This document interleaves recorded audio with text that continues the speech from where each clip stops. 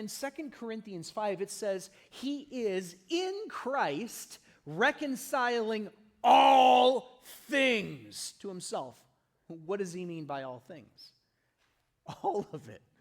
He's fixing all of it. The stuff that we can see here on this planet and the stuff that we can't see in the supernatural realm. Does that make sense? And his modus operandi is always to use his creation. He's going to use his people to try to bring things back, to try to make things right. His first go round with Noah, with the people of the pre-Diluvian period, is to let them seek him, but they don't.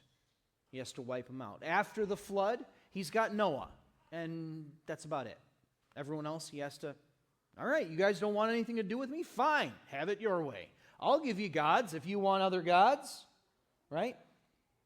And then God finally goes, okay, I'm going to call this dude named Abraham. I'm going to make a nation out of him. We know how that story goes. We've talked through that. And we come down to the nation of Israel, several hundred years removed from Abraham. And now, this nation of Israel has been propelled out of Egypt. And remember how we talked about God whipping the butts of the gods of Egypt with all of those plagues that he sent on, the 10 plagues that he sent on Egypt? He kicks their butts. He says, I am the God of gods. By the way, he's the God of gods. If there weren't other gods, that wouldn't be a legit title. What's he saying? There is no other God like me. When he says that all throughout the Old Testament, what does that mean? That means he is species unique. There's no one else like him. He is the lone creator of everything that is. Okay? He's the one that created all of this, apportioned it all its powers. Everything that is in creation, as it says in Colossians, holds together because of him.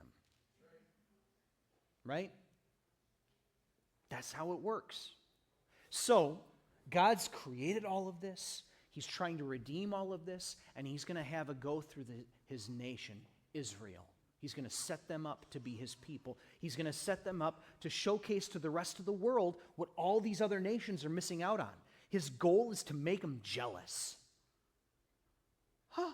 You got that? How'd you get that good stuff? Well, because we follow Yahweh.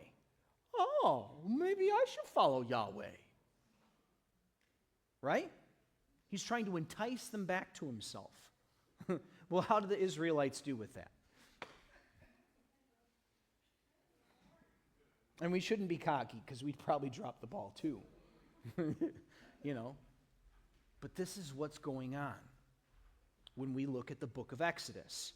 And so God is trying to set up to this nation who's been in slavery for 400 years.